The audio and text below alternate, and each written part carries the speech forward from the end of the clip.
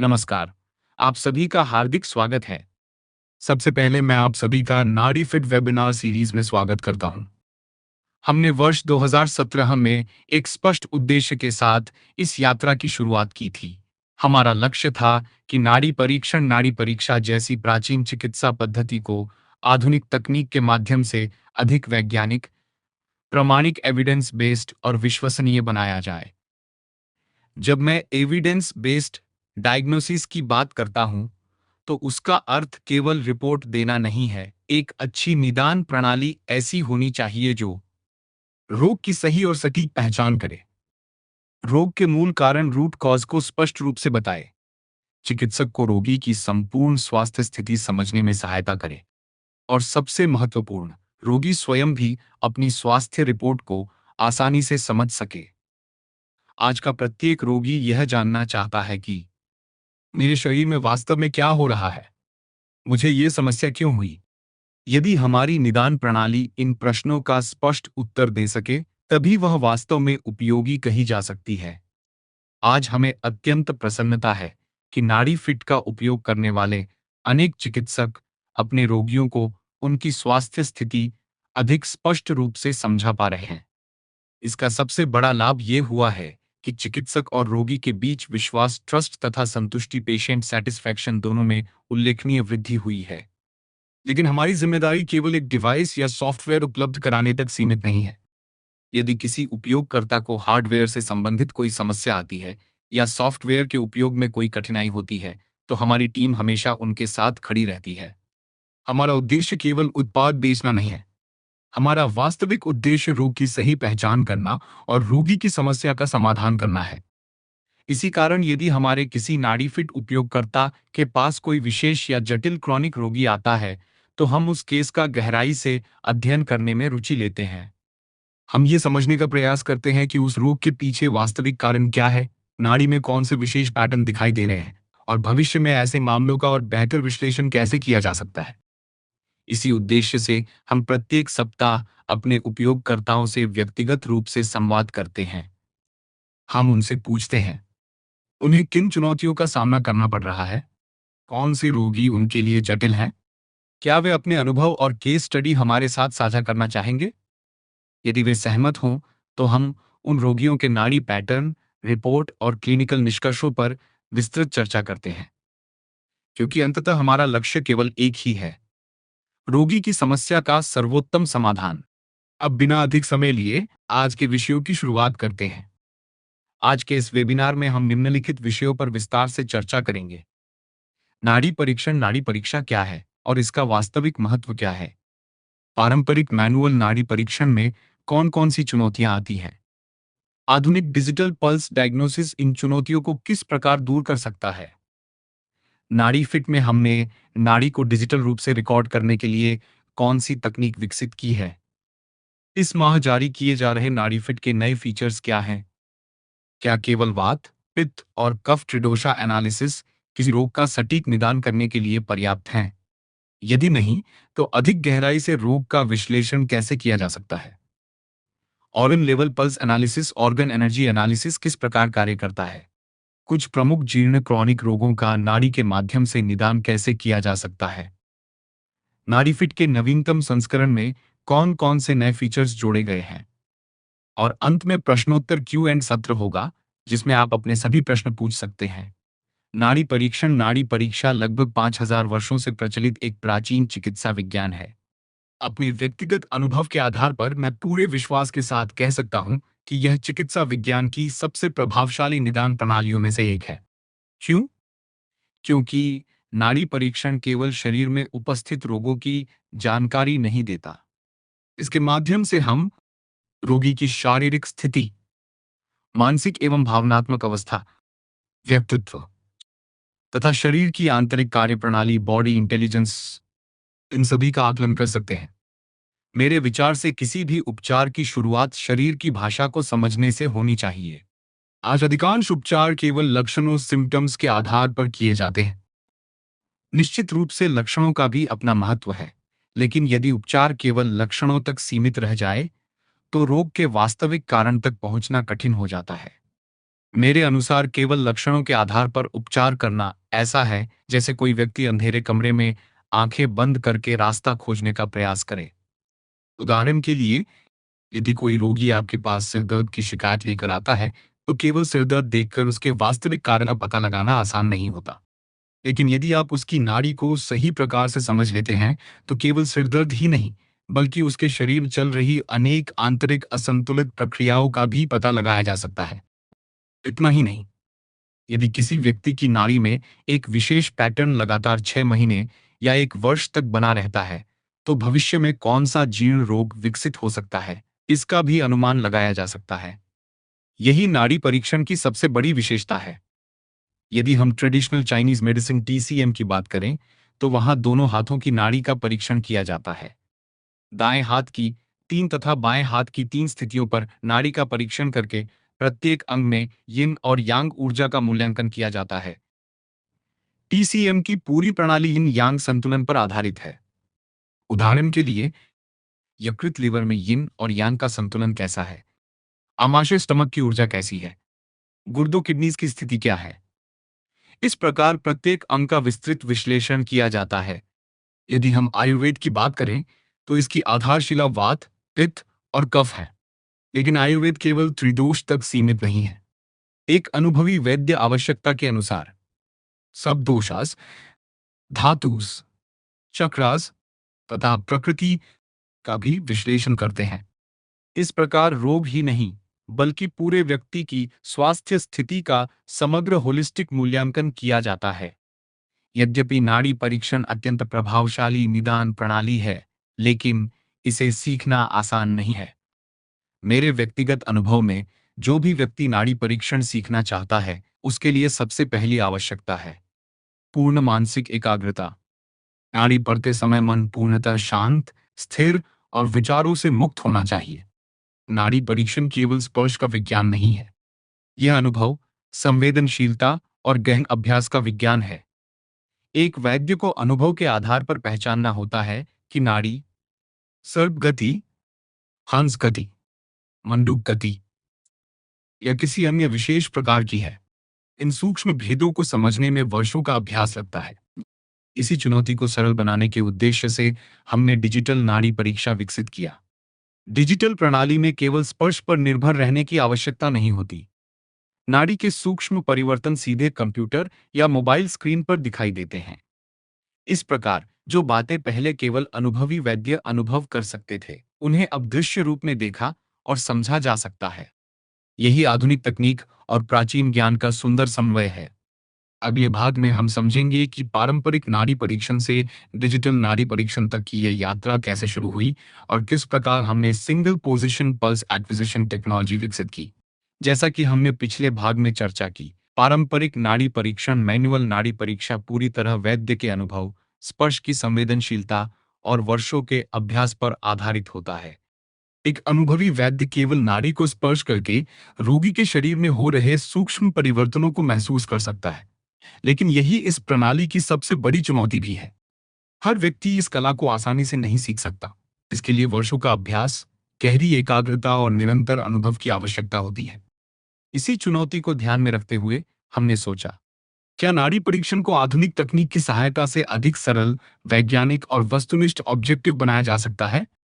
यहीं से डिजिटल नाड़ी परीक्षा की हमारी शोध यात्रा शुरू हुई।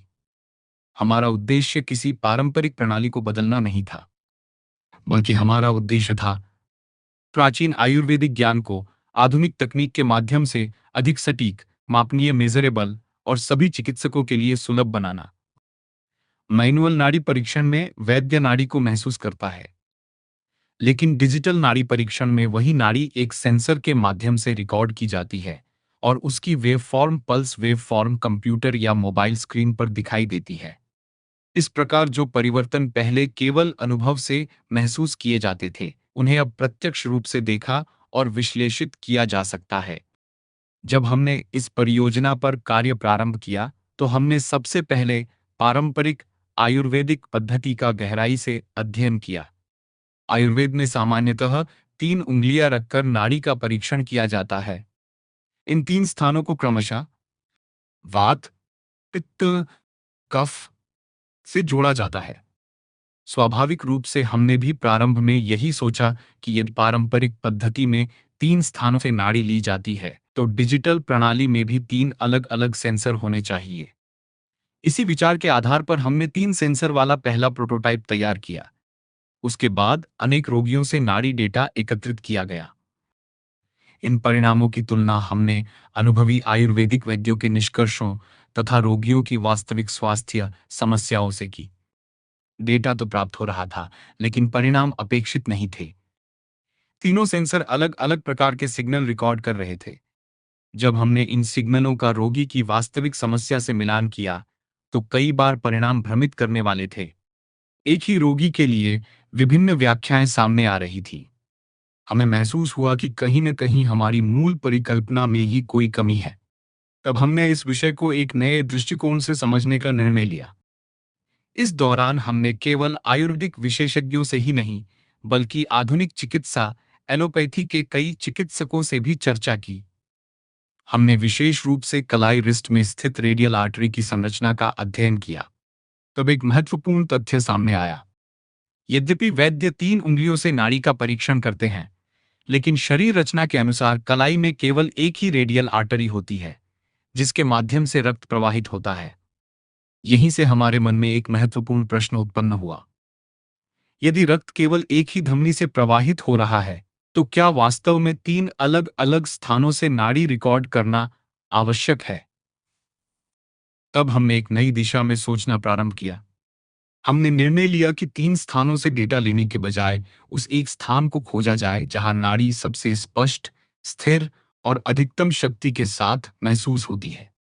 यदि उस एक स्थान से उच्च गुणवत्ता वाला पल्स सिग्नल प्राप्त किया जा सके, तो संभव है कि उसी सिग्नल से वात, पित्त और कफ तीनों ऊर्जा स्तरों का विश्लेषण किया जा सके।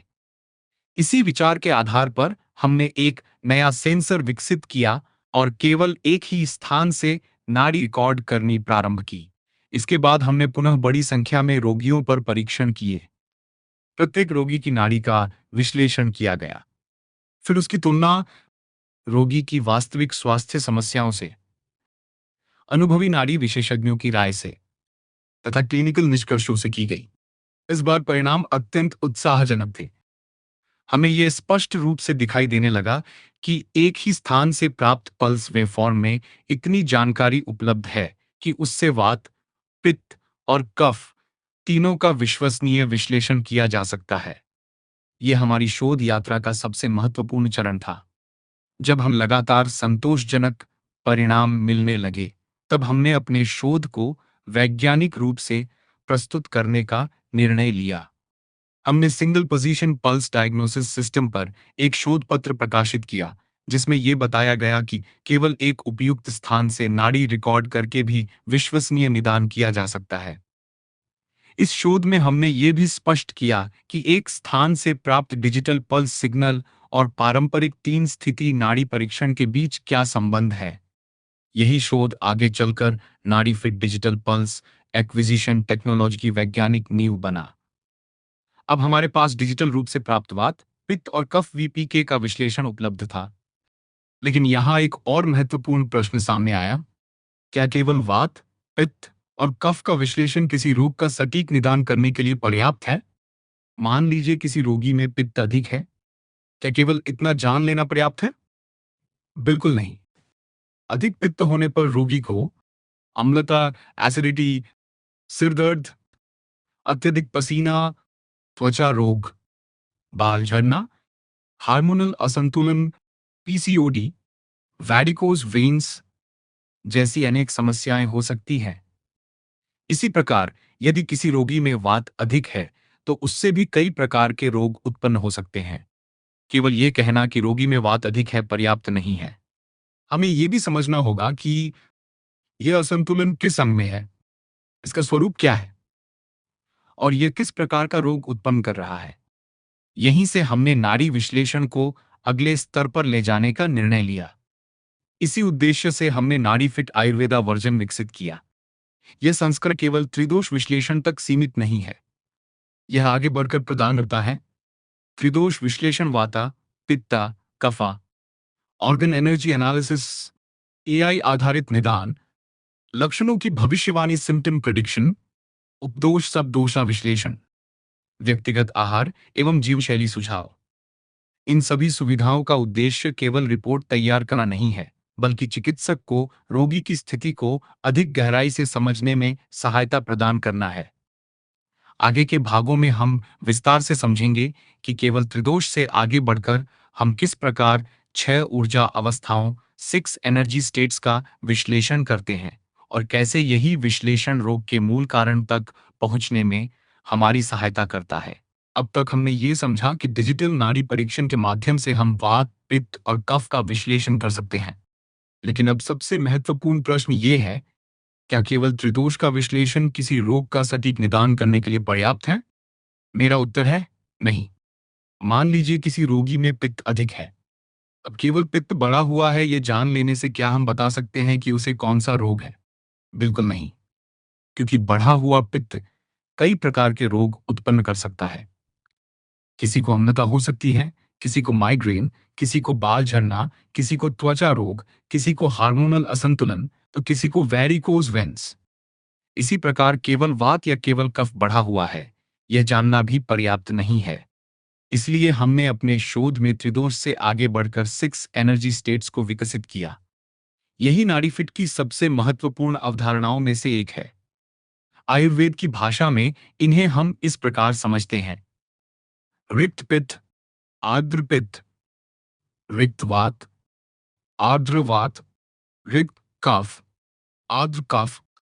यदि इसे ट्रेडिशनल चाइनीज मेडिसिन TCM की भाषा में समझें तो यही अवस्थाएं हैं: एम्प्टी हीट, डैम्प हीट, एम्प्टी ड्राई, डैम्प ड्राई, एम्प्टी कोल्ड, डैम्प कोल्ड। इन 6 ऊर्जा अवस्थाओं को समझे बिना किसी रोग की गहराई तक पहुंचना संभव नहीं है। सबसे पहले एम्प्टी हीट को समझते हैं। इसे आयुर्वेद में हम पित्तवात की स्थिति भी कह सकते हैं। इसे समझने के लिए एक बहुत सरल उदाहरण लेते हैं। मान लीजिए हमारे पास एक खाली एल्यूमिनियम का बर्तन है।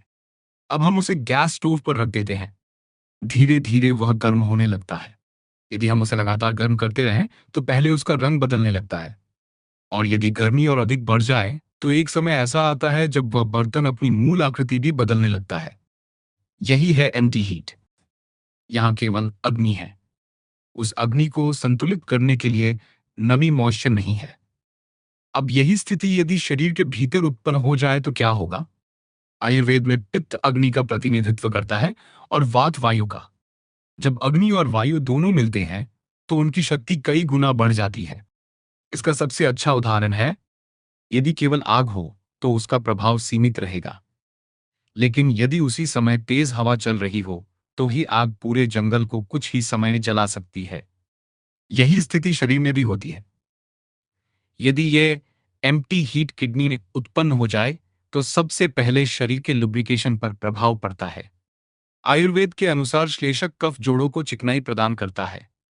जब अत्यधिक गर्मी इस कफ को सुखाने लगती है तब रोगी को धीरे धीरे घुटनों का दर्द, कमर दर्द, जोड़ों में जकड़न, चलने में कठिनाई ऐसी समस्याएं होने लगती हैं।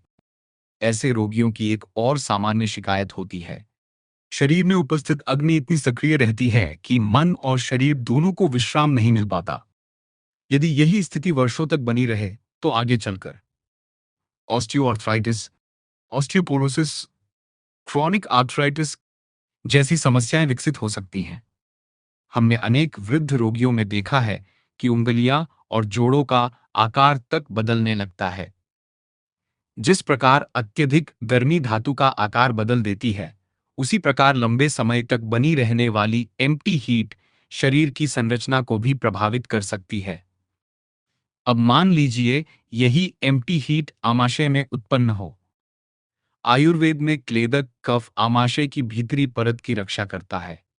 जब अत्यधिक अग्नि इस सुरक्षा परत को कम करने लगती है तब रोगी को अनुभव होता है पेट में जलन, हाइपर एसिडिटी, एसिड रिफ्लक्स, छाती में जलन, मुंह के छाले, क्योंकि अग्नि का स्वभाव ऊपर की ओर बढ़ना है, इसलिए लक्षण भी ऊपर की दिशा में दिखाई देते हैं। यदि यही ऊर्जा यकृत में पहुंच जाए तो उसका प्रभाव केवल शरीर पर नहीं बल्कि मन पर भी दिखाई देता है। ऐसे व्यक्ति सामान्यतः जल्दी क्रोधित होते हैं, चिड़चिड़े रहते हैं, अत्यधिक प्रतिक्रिया देते हैं, छोटी छोटी बातों पर उत्तेजित हो जाते हैं। यदि यही अग्नि लंबे समय तक बनी रहे तो महिलाओं में हार्मोनल असंतुलन, बाल झड़ना, आंखों में जलन तथा मासिक धर्म संबंधी समस्याएं भी उत्पन्न हो सकती हैं। अब बात करते हैं डैम्प हीट की। आयुर्वेद की भाषा में इसे पित्त कफ कहा जा सकता है। इसे समझने के लिए वही बर्तन लेते हैं, लेकिन इस बार उसमें पानी भर देते हैं। अब जैसे जैसे बर्तन गर्म होगा, पानी भी गर्म होगा। कुछ समय बाद पानी उबलने लगेगा और फिर से भाप निकलने लगेगी। यदि आप उस भाप पर अपना हाथ रखें तो आपको दो चीजें महसूस होंगी: गर्मी, नमी। यही है डैम्प हीट। यहाँ अग्नि भी है और नमी भी, इसलिए इसकी प्रकृति एम्प्टी हीट से अलग होती है। कफ का स्वभाव भारी होना है, इसलिए डैम्प हीट सामान्यतः शरीर के निचले भाग की ओर प्रभाव डालती है। यदि यह ऊर्जा किडनी, मूत्राशय, श्रोणि, पेल्विस क्षेत्र में हो तो रोगी को हो सकते हैं पैरों में जलन, पैरों में सूजन, वैरिकोज वेन्स, घुटनों का दर्द, हिप पेन, पेल्विक पेन। यहाँ गर्मी नीचे की ओर जाती है क्योंकि कफ उसे नीचे खींचता है। एक उदाहरण लेते हैं। मान लीजिए हमारे पास एक रबर की पाइप है। यदि उसमें ठंडा पानी भरे तो वह धीरे धीरे फैलती है, लेकिन यदि उसी पाइप में गर्म पानी भरे तो उसका फैलाव अधिक तेजी से होगा। इसी प्रकार यदि नसों में डैम्प हीट उपस्थित हो तो गर्मी रक्त वाहिकाओं के फैलाव को तेज कर देती है। यही कारण है कि ऐसे रोगियों में वैरिकोस वेन्स बनने की संभावना अधिक होती है। अक्सर लोग गैस्ट्राइटिस और एसिडिटी को एक ही समझ लेते हैं, लेकिन दोनों अलग अलग अवस्थाएं हैं। एसिडिटी मुख्यतः एम्प्टी हीट का परिणाम है, जबकि गैस्ट्राइटिस सामान्यतः डैम्प हीट से जुड़ी होती है। एक सरल उदाहरण लेते हैं। पहले के समय में कच्चे केले को पकाने के लिए उसे एक बंद पात्र में कई दिनों तक रखा जाता था। कुछ दिनों बाद जब पात्र खोला जाता था तो अंदर गर्मी भी होती थी और नमी भी। क्यों? क्योंकि अंदर फर्मेंटेशन हो चुकी होती थी। ठीक यही प्रक्रिया हमारे आमाशय में भी हो सकती है। यदि कोई व्यक्ति बार बार भारी भोजन करता है, तला हुआ भोजन खाता है या पाचन कमजोर होने के बावजूद अधिक खाता है, तो भोजन पूरी तरह पच नहीं पाता और पेट में रुकने लगता है। धीरे धीरे उसमें फर्मेंटेशन शुरू होती है और फिर बनने लगती है गैस, पेट फूलना, भारीपन, बार बार डकार आना, फ्लैटुलेंस। कई बार यही गर्म गैस शरीर के विभिन्न जोड़ों में जाकर दर्द का कारण बनती है। इसलिए कई रोगी कहते हैं गैस की वजह से घुटनों में दर्द होता है। वास्तव में केवल गैस समस्या नहीं है, उसके पीछे छिपा हुआ मूल कारण है। यही कारण है कि वो रोगियों में समान लक्षण होने के बावजूद उनके उपचार अलग अलग हो सकते हैं, क्योंकि आयुर्वेद केवल लक्षण नहीं देखता, वह यह समझता है कि शरीर के भीतर ऊर्जा का असंतुलन किस प्रकार का है। और जब हम उस ऊर्जा को समझ लेते हैं तभी हम रोग के वास्तविक मूल कारण तक पहुंच सकते हैं। अब हम शेष चार ऊर्जा अवस्थाओं को समझेंगे: एम्प्टी ड्राई, डैम्प ड्राई, एम्प्टी कोल्ड, डैम्प कोल्ड। इन चार अवस्थाओं को समझे बिना रोग की गहराई तक पहुंचना संभव नहीं है। अब हम एम्प्टी ड्राई को समझते हैं। आयुर्वेद की दृष्टि से इसे हम शुद्ध वात की अवस्था कह सकते हैं। इसे समझने के लिए एक सरल उदाहरण लेते हैं। मान लीजिए आपने अपने कपड़े धोकर तेज धूप में सुखाने के लिए डाल दिए। कुछ समय बाद कपड़े सूख जाते हैं, लेकिन यदि वही कपड़े बहुत अधिक समय तक तेज धूप में पड़े रहें तो क्या होता है? वे केवल सूखते ही नहीं बल्कि कठोर होने लगते हैं। उनमें सिलवटें पड़ जाती हैं, उनकी लचक कम हो जाती है और धीरे धीरे उनका आकार भी बदलने लगता है। यही है एम्प्टी ड्राई, अर्थात शरीर में नमी की कमी और अत्यधिक शुष्कता। टीसीएम के अनुसार फेफड़े हमारी त्वचा और शरीर की बाहरी सुरक्षा प्रणाली को नियंत्रित करते हैं। यदि फेफड़ों में अत्यधिक शुष्कता उत्पन्न हो जाए तो रोगी में निम्न लक्षण दिखाई दे सकते हैं: त्वचा का रूखा होना, झुर्रियां जल्दी आना, त्वचा का छिलना, सफेद धब्बे, त्वचा की चमक कम होना। ये केवल त्वचा की समस्या नहीं है, ये शरीर के भीतर उपस्थित ड्राइनेस का संकेत है। यदि यही शुष्कता यकृत में हो तो रोगी को दिखाई दे सकते हैं: बालों का अत्यधिक झड़ना, रूसी डैंड्रफ, नाखूनों का कमजोर होना, बालों का रूखा होना, क्योंकि शरीर के ऊतकों को पर्याप्त पोषण नहीं मिल पा रहा है। यदि यही ड्राइनेस बड़ी आंत में पहुंच जाए तो रोगी को होने लगती है पुरानी कब्ज, कठोर मल, मल त्याग में कठिनाई, क्योंकि शरीर में आवश्यक नमी की कमी हो चुकी होती है। टीसीएम में प्रत्येक अंग का संबंध किसी न किसी भावना इमोशन से माना गया है। फेफड़ों का संबंध शोक ग्रीफ और उदासी सैडनेस से होता है। यदि लंबे समय तक फेफड़ों में ड्राइनेस बनी रहे तो व्यक्ति धीरे धीरे उदास रहने लगता है, छोटी छोटी बातों से आहत हो जाता है और कई बार अवसाद डिप्रेशन की ओर भी बढ़ सकता है। इसी प्रकार हमने देखा है कि जो लोग वर्षों तक धूम्रपान करते हैं उनके फेफड़ों की लचक कम होने लगती है। फेफड़ों के भीतर स्थित आल्वियोलाई धीरे धीरे अपनी कार्यक्षमता खोने लगते हैं। परिणाम स्वरूप रोगी को सांस फूलना, क्रॉनिक एस्थमा तथा ब्रेथलेसनेस जैसी समस्याएं होने लगती हैं। अब हम आते हैं डैम्प ड्राई पर। आयुर्वेद में इसे वात कफ की स्थिति कहा जा सकता है। इसे समझने के लिए फिर वही कपड़ों का उदाहरण लेते हैं, लेकिन इस बार गर्मी का मौसम नहीं बल्कि वर्षा ऋतु है। आपने कपड़े बाहर डाले, लेकिन वातावरण में इतनी अधिक नमी है कि कपड़े सूखने के बजाय और अधिक भारी हो जाते हैं। वे हिलते भी नहीं, उनकी गति रुक जाती है। यही डैम ड्राई है। वात का स्वभाव है चलना, गतिशील रहना, ऊर्जा प्रदान करना, लेकिन जब कफ उसकी गति को रोक देता है तो शरीर की पूरी कार्यप्रणाली धीमी होने लगती है। यकृत हमारी मांसपेशियों और ऊर्जा उत्पादन का प्रमुख अंग है। यदि वहां वात कफ की स्थिति हो तो रोगी में दिखाई देंगे आलस्य, सुस्ती, हमेशा नींद आना, किसी कार्य में रुचि न होना, काम टालते रहना। ऐसे रोगी अक्सर कहते हैं आज नहीं कल कर लेंगे। यदि यही ऊर्जा आमाशय और प्लीहा स्प्लीन में हो तो पाचन अत्यंत धीमा हो जाता है। रोगी कहता है सुबह का खाना दोपहर तक पचा ही नहीं। हम समझ जाते हैं कि यहाँ अग्नि कमजोर है। आपने देखा होगा गर्मी के मौसम में यदि कहीं धुआं उठे तो वह तुरंत ऊपर उठकर फैल जाता है, लेकिन बरसात के मौसम में वही धुआं भारी होकर वातावरण में ही रुक जाता है। ऐसा क्यों? क्योंकि वातावरण में नमी अधिक होती है। ठीक यही शरीर के भीतर भी होता है। कफ वात की गति को रोक देता है। इसी कारण डैम ड्राई वाले रोगी धीमे हो जाते हैं, ऊर्जा कम महसूस करते हैं और उनका मेटाबॉलिज्म भी धीमा हो जाता है। यही पैटर्न आगे चलकर अनेक मेटाबॉलिक डिसऑर्डर्स का आधार बनता है। अब बात करते हैं एम्प्टी कोल की। इसे समझने के लिए पानी का उदाहरण लेते हैं। सामान्य पानी बहता रहता है, उसमें गति होती है। अब उसी पानी को फ्रिज में रख दीजिए, वह ठंडा हो जाएगा, लेकिन अभी भी वह बह रहा है, यानी ठंडक है, लेकिन गति बनी हुई है। यही है एम्प्टी कोल्ड। ऐसे रोगियों में सामान्यतः दिखाई देता है हाथ पैर ठंडे रहना, ठंड अधिक लगना, भूख कम लगना, पाचन कमजोर होना, लेकिन चूंकि गति अभी भी बनी हुई है इसलिए यह अवस्था पूरी तरह क्रॉनिक नहीं मानी जाती। अब कल्पना कीजिए कि उसी पानी को फ्रिज में ही बल्कि फ्रीजर में रख दिया जाए। कुछ समय बाद पानी बर्फ बन जाएगा। अब उसमें कोई गति नहीं है। यही है डैम्प कोल्ड। यह कफ की सबसे क्रॉनिक अवस्था है। टीसीएम में इसे यांग डेफिशिएंसी कहा जाता है। यदि यह ऊर्जा किडनी या मूत्राशय में हो तो रोगी में दिखाई दे सकते हैं पैरों में सूजन, वाटर रिटेंशन, बार बार पेशाब आना, हल्के रंग का मूत्र, शरीर में भारीपन। यह एक दिन में बनने वाली समस्या नहीं है। इसके पीछे वर्षों की मेटाबॉलिक कमजोरी होती है। जब यही ऊर्जा पाचन तंत्र में हो तो अग्नि लगभग समाप्त हो जाती है। भोजन ठीक से पचता नहीं, ऊर्जा नहीं बनती और शरीर में आम जमा होने लगता है।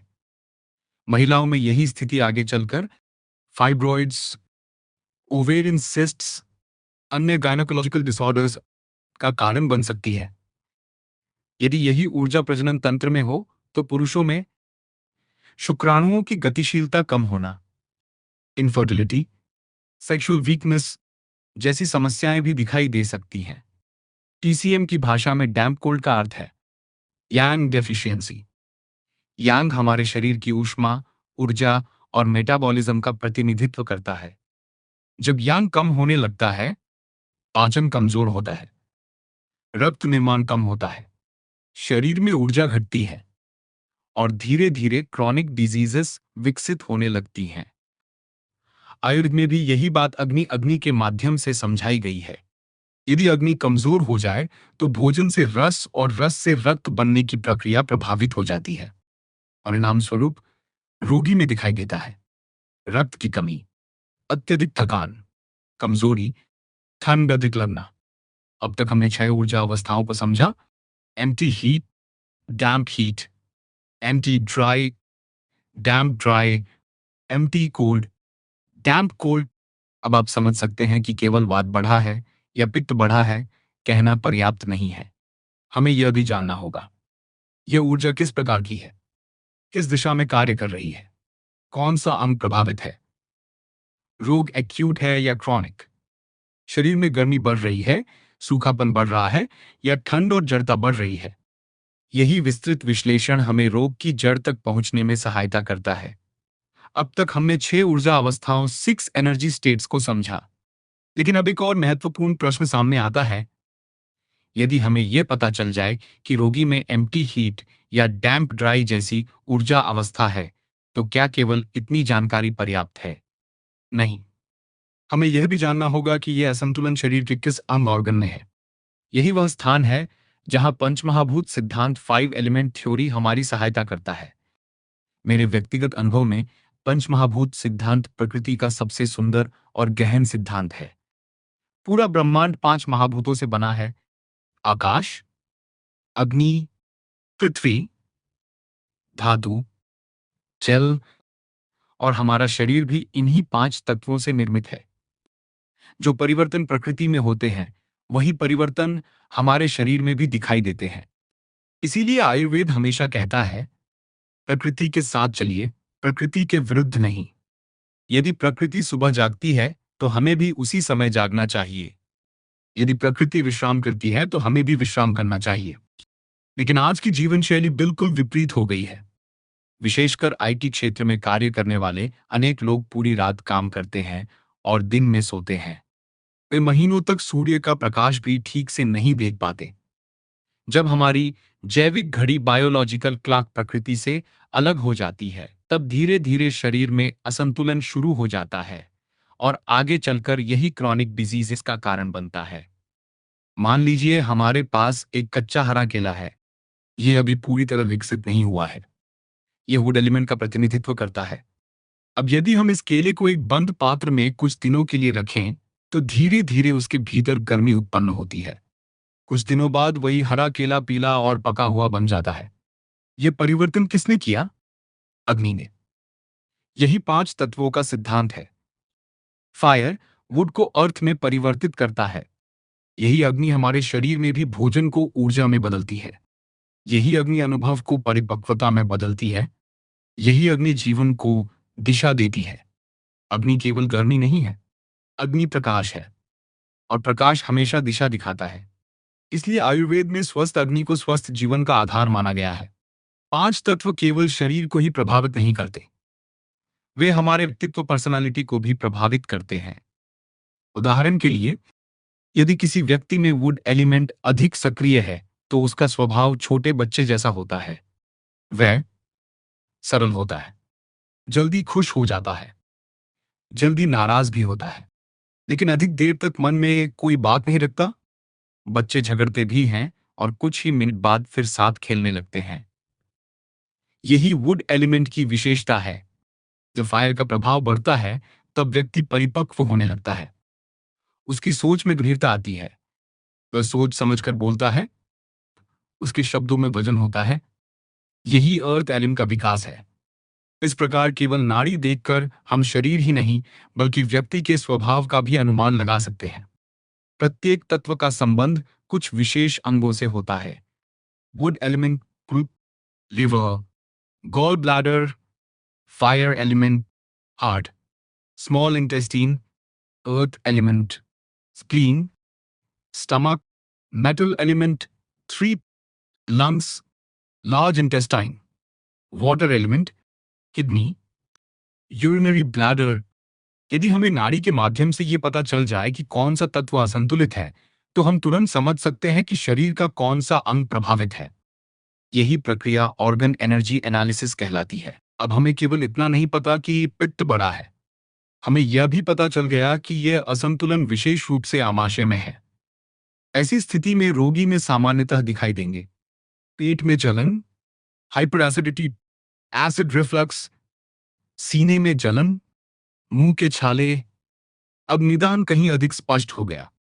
इसी प्रकार यदि किसी रोगी में स्टमक और स्प्लीन में वाता, कफा, डैम्प, ड्राई दिखाई देता है, तो हम समझ जाते हैं कि पाचन धीमा है, भोजन रुक रहा है, गैस बन रही है, भारीपन है, शरीर में ऊर्जा नहीं बन रही।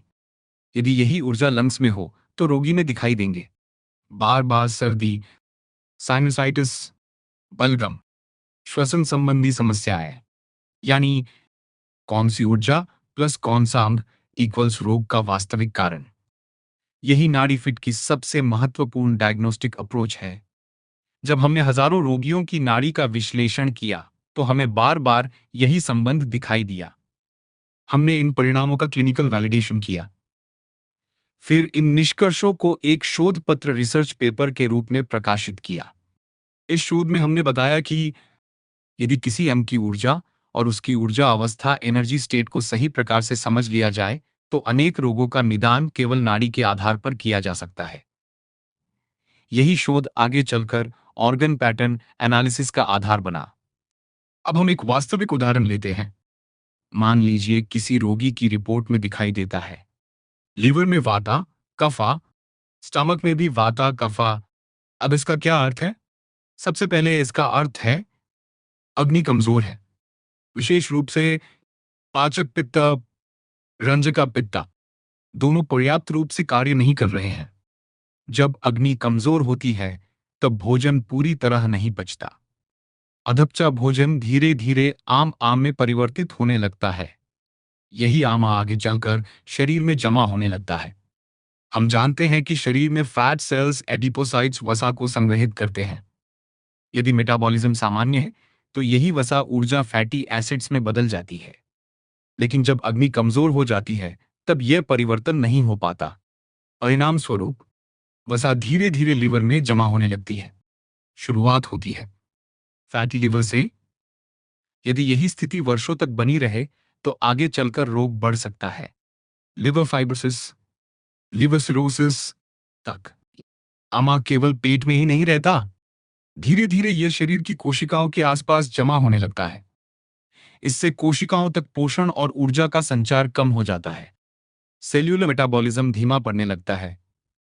धीरे धीरे कोशिकाएं अपनी कार्यक्षमता खोने लगती हैं। यही क्रॉनिक डिजीज की शुरुआत है। ऐसे रोगियों में सामान्यतः दिखाई देता है हमेशा थकान रहना, आलस्य, सुस्ती, ऊर्जा की कमी, काम करने का मन ना होना। क्यों? क्योंकि लिवर सही प्रकार से ग्लाइकोजन को ग्लूकोज में तथा फैट को फैटी एसिड में परिवर्तित नहीं कर पा रहा। शरीर की कोशिकाओं तक पर्याप्त ऊर्जा पहुंच ही नहीं रही। आपने देखा होगा कि फैटी लिवर या हाई कोलेस्ट्रॉल वाले रोगियों को डॉक्टर हमेशा एक्सरसाइज करने की सलाह देते हैं। लेकिन क्यों? क्योंकि वसा को जलाने के लिए केवल दवा पर्याप्त नहीं है, उसके लिए ऑक्सीजन भी आवश्यक है। और सबसे अधिक ऑक्सीजन हमें मिलती है नियमित व्यायाम से, विशेषकर सुबह के समय, खुली प्राकृतिक हवा में, खाली पेट। जब पर्याप्त ऑक्सीजन कोशिकाओं तक पहुंचती है तब सेल्यूलर मेटाबॉलिज्म बेहतर होता है, अग्नि मजबूत होती है और धीरे धीरे जमा हुई वसा टूटकर ऊर्जा में परिवर्तित होने लगती है। यही कारण है कि नियमित शारीरिक गतिविधि फैटी लिवर के उपचार का महत्वपूर्ण भाग मानी जाती है। इस प्रकार केवल नाड़ी देखकर ऊर्जा अवस्था, प्रभावित अंग, रोग की प्रगति और उसके मूल कारण को समझा जा सकता है। यही ऑर्गन एनर्जी एनालिसिस की सबसे बड़ी विशेषता है। अब तक हमने समझा कि किस प्रकार ऑर्गन एनर्जी एनालिसिस के माध्यम से हम रोग की जड़ तक पहुंच सकते हैं। अब देखते हैं कि यही सिद्धांत महिलाओं के स्वास्थ्य, आधुनिक एआई तकनीक और नाड़ी फिट की नई सुविधाओं में किस प्रकार उपयोग किया गया है। यदि किसी महिला की रिपोर्ट में लिवर में वाता कफा डैम्प ड्राई पैटर्न दिखाई देता है, तो इसका अर्थ है कि उसकी अग्नि कमजोर हो चुकी है। विशेष रूप से पाचक पित्ता और रंजक पित्ता अपना कार्य सही प्रकार से नहीं कर पा रहे हैं। जब अग्नि कमजोर होती है, तो भोजन ठीक से पचता नहीं, भोजन से पर्याप्त रक्त नहीं बनता। परिणाम स्वरूप महिलाओं में निम्न समस्याएं दिखाई दे सकती हैं: रक्त की कमी एनीमिया, अनियमित मासिक धर्म, कम रक्तस्राव, अत्यधिक थकान, कमजोरी। आयुर्वेद के अनुसार यकृत लीवर महिलाओं के प्रजनन स्वास्थ्य में महत्वपूर्ण भूमिका निभाता है। यदि यकृत कमजोर हो जाए, तो गर्भाशय और अन्य प्रजनन अंगों को पर्याप्त पोषण नहीं मिल पाता।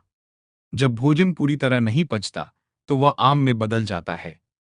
शरीर हमेशा आमा को बाहर निकालने का प्रयास करता है, लेकिन यदि यह बाहर नहीं निकल पाता, तो धीरे धीरे विभिन्न स्थानों पर जमा होने लगता है। समय के साथ यही आम सिस्ट, फाइब्रॉइड, लंप फॉर्मेशन का कारण बन सकता है। इसी कारण जिन लोगों का पाचन वर्षों से कमजोर रहता है, उनमें शरीर के विभिन्न भागों में गांठें बनने की संभावना अधिक होती है। कमजोर पाचन वाले अनेक रोगियों में हमने यह भी देखा है कि उन्हें बार बार बलगम, सिनुसाइटिस, नाक बंद रहना, श्वसन संबंधी समस्याएं भी होती हैं। क्यों? क्योंकि शरीर अधपचे भोजन से बने आम को बाहर निकालने के लिए विभिन्न मार्गों का उपयोग करता है। कई बार यही आमा बलगम के रूप में बाहर निकलने का प्रयास करता है। यही कारण है कि कमजोर पाचन और क्रोनिक साइनोसाइटिस अक्सर एक साथ दिखाई देते हैं। अक्सर लोग सलाह देते हैं कि रात को सोने से पहले गर्म दूध पीना चाहिए। यह सलाह सही भी है, लेकिन हर व्यक्ति के लिए नहीं। यदि किसी व्यक्ति में एम्प्टी हीट पित्ता वाता अधिक है, तो दूध उसके लिए लाभदायक हो सकता है, क्योंकि दूध शरीर की अतिरिक्त गर्मी को संतुलित करने में सहायता करता है और अच्छी नींद लाने में मदद करता है। लेकिन यदि किसी व्यक्ति में वात कफा डैम्प ड्राई है, यदि उसकी अग्नि पहले से ही कमजोर है, तो वही दूध उसके लिए समस्या बन सकता है, क्योंकि दूध पचाने के लिए अच्छी अग्नि आवश्यक होती है। यदि अग्नि कमजोर है, तो दूध भी आमा में बदल सकता है। ऐसे व्यक्ति को हो सकता है पेट भारी लगना, गैस बनना, अपच, सूजन, आलस्य। यही आयुर्वेद की सबसे बड़ी विशेषता है। एक ही भोजन एक व्यक्ति के लिए औषधि हो सकता है, जबकि दूसरे व्यक्ति के लिए वही रोग का कारण बन सकता है। इसलिए आयुर्वेद में उपचार हमेशा व्यक्ति आधारित पर्सनलाइज्ड मेडिसिन होता है। इसी सोच के आधार पर हमने नाड़ी फिट आयुर्वेदा वर्जन विकसित किया है। डिवाइस लगभग 20 सेकंड तक नाड़ी रिकॉर्ड करता है। उसके बाद एआई आधारित विश्लेषण शुरू होता है। रिपोर्ट में निम्न जानकारी प्राप्त होती है: त्रिदोष विश्लेषण, ऑर्गन एनर्जी एनालिसिस, उपदोष सब दोषा विश्लेषण, एआई आधारित निदान, संभावित लक्षण सिम्टम प्रेडिक्शन, व्यक्तिगत आहार सुझाव, जीवन शैली सुझाव। पहले हमारा सिस्टम मुख्य रूप से टीसीएम भाषा में रिपोर्ट तैयार करता था। अब नया संस्करण पूरी रिपोर्ट आयुर्वेदिक भाषा में तैयार करता है, जिससे आयुर्वेद चिकित्सकों के लिए रिपोर्ट को समझना और उपयोग करना अधिक सरल हो गया है। नाड़ी फिट की सबसे महत्वपूर्ण नई सुविधा है जेनरेटिव एआई डायग्नोसिस इंजन। यह केवल ग्राफ नहीं दिखाता, यह नाड़ी के आधार पर विस्तृत आयुर्वेदिक विश्लेषण तैयार करता है। एआई रिपोर्ट तैयार करते समय कई बातों को ध्यान में रखता है: रोगी की आयु, लिंग, नाड़ी का पैटर्न, रोग एक्यूट है या क्रॉनिक। और जैसे जैसे अधिक रोगियों का डेटा उपलब्ध होता है, एआई लगातार सीखता रहता है। यही आर्टिफिशियल इंटेलिजेंस की सबसे बड़ी शक्ति है। जितना अधिक गुणवत्तापूर्ण डेटा मिलेगा, उतना ही अधिक सटीक निदान संभव होगा। एक अनुभवी नाड़ी वैद्य केवल नाड़ी देखकर रोगी के अनेक लक्षण बता सकता है। हमने इसी अनुभव को एआई के माध्यम से विकसित करने का प्रयास किया है। अब सिस्टम नाड़ी का विश्लेषण करके संभावित लक्षणों की सूची तैयार करता है। इसका सबसे बड़ा लाभ यह है कि चिकित्सक रोगी से अधिक प्रभावी संवाद स्थापित कर सकता है।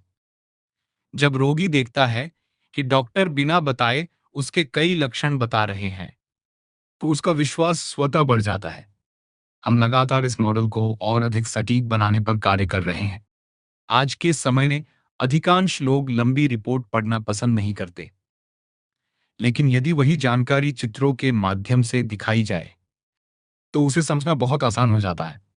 इसीलिए हमने एआई आधारित इमेज जनरेशन सुविधा जोड़ी है। अब रिपोर्ट में रोगी की संभावित समस्या और उसके मूल कारण का चित्रात्मक प्रदर्शन भी किया जाता है। इससे रोगी अपनी बीमारी को अधिक आसानी से समझ पाता है। केवल एक बार नाड़ी लेने से रोगी की वर्तमान स्थिति का पता चलता है, लेकिन यदि हम उसी रोगी की कई बार नाड़ी रिकॉर्ड करें तो उसके स्वास्थ्य में हो रहे परिवर्तन भी देख सकते हैं। इसी उद्देश्य से हमने वेलनेस ट्रैकिंग सुविधा विकसित की है। इसकी सहायता से चिकित्सक देख सकता है उपचार का कितना लाभ हुआ, ऊर्जा स्तर कितना बदला, कौन सा दोष संतुलित हो रहा है और कौन सा अभी भी असंतुलित है। यह सुविधा विशेष रूप से क्रॉनिक रोगियों के लिए अत्यंत उपयोगी है। नाड़ी फिट केवल वात, पित्त और कफ तक सीमित नहीं है। यह आगे बढ़कर विभिन्न सब दोषास का भी विश्लेषण करता है, जैसे अपना वायु, समाना वायु, व्याना वायु, पाचक पित्ता, रंजका पित्ता, सारका पित्ता, क्रीड़ा का कफा, श्लेषक कफा। रिपोर्ट में स्पष्ट दिखाई देता है कि कौन सा उपदोष अधिक है और कौन सा कम। यही जानकारी चिकित्सक को अधिक सटीक उपचार योजना बनाने में सहायता करती है। प्रत्येक रोगी के लिए नाड़ी फिट व्यक्तिगत आहार एवं जीवन शैली सुझाव भी देता है। रिपोर्ट में बताया जाता है कौन से खाद्य पदार्थ लाभदायक हैं, किनसे बचना चाहिए, दैनिक दिनचर्या कैसी हो और जीवन शैली में कौन से परिवर्तन आवश्यक हैं। उद्देश्य केवल रोग का उपचार नहीं, बल्कि रोग के मूल कारण को समाप्त करना है। जो चिकित्सक एक्यूपंक्चर या सुजोग थेरेपी करते हैं, उनके लिए भी नाड़ी फिट उपयुक्त उपचार बिंदुओं, ट्रीटमेंट पॉइंट्स का सुझाव देता है। रिपोर्ट में प्रत्येक बिंदु के साथ यह भी बताया जाता है यह बिंदु क्यों चुना गया है, इसका शरीर पर क्या प्रभाव होगा और किस ऊर्जा असंतुलन को संतुलित करेगा। इससे उपचार अधिक वैज्ञानिक और व्यक्तिगत बन जाता है। कई चिकित्सकों ने इच्छा व्यक्त की कि रिपोर्ट उनकी स्थानीय भाषा में उपलब्ध हो। इसीलिए अब नाड़ी फिट में रीजनल लैंग्वेज सपोर्ट भी जोड़ा गया है। अब रिपोर्ट विभिन्न भारतीय भाषाओं में तैयार की जा सकती है। इससे रोगी अपनी रिपोर्ट स्वयं भी आसानी से समझ सकता है। आज हमने देखा कि किस प्रकार प्राचीन नाड़ी परीक्षण को आधुनिक आर्टिफिशियल इंटेलिजेंस के साथ जोड़कर एक नई दिशा दी जा सकती है। नाड़ी फिट केवल एक पल्स डायग्नोसिस डिवाइस नहीं है, यह एक क्लिनिकल डिसीजन सपोर्ट सिस्टम है जो चिकित्सक को रोग के मूल कारण तक पहुंचने में सहायता करता है। इसमें उपलब्ध है त्रिदोष विश्लेषण ऑर्गन, एनर्जी दोष विश्लेषण, एआई आधारित निदान, सिम्टम प्रिडिक्शन, एआई आधारित क्लिनिकल इमेजेस, पर्सनलाइज्ड डाइट एवं लाइफस्टाइल वेलनेस ट्रैकिंग, एक्यूपंक्चर एवं सुजोग रिकमेंडेशंस, रीजनल लैंग्वेज रिपोर्ट्स। हमारा उद्देश्य हमेशा से यही रहा है, प्राचीन आयुर्वेदिक ज्ञान को आधुनिक विज्ञान और आर्टिफिशियल इंटेलिजेंस के साथ जोड़कर चिकित्सकों को एक ऐसा उपकरण उपलब्ध कराना जिससे वे अधिक सटीक निदान कर सकें, रोगी का विश्वास बढ़ा सकें और बेहतर उपचार परिणाम प्राप्त कर सकें। आप सभी का इस वेबिनार में सहभागी बनने के लिए हृदय से धन्यवाद।